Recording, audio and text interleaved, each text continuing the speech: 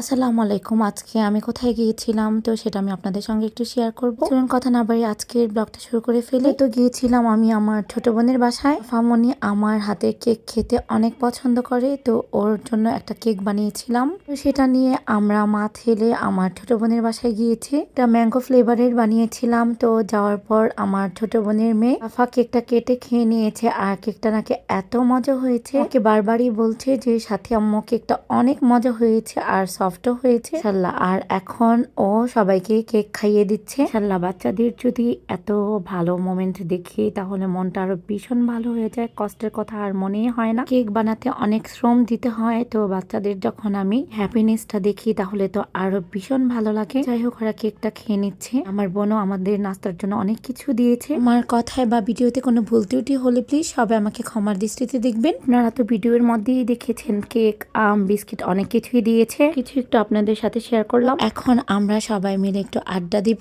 Please সবাই আপনারা আমার জন্য দোয়া করবেন আর সাপোর্ট করবেন বেশি বেশি। ইনশাআল্লাহ আপনাদের দোয়া আর সাপোর্টে আমি এগিয়ে যাব।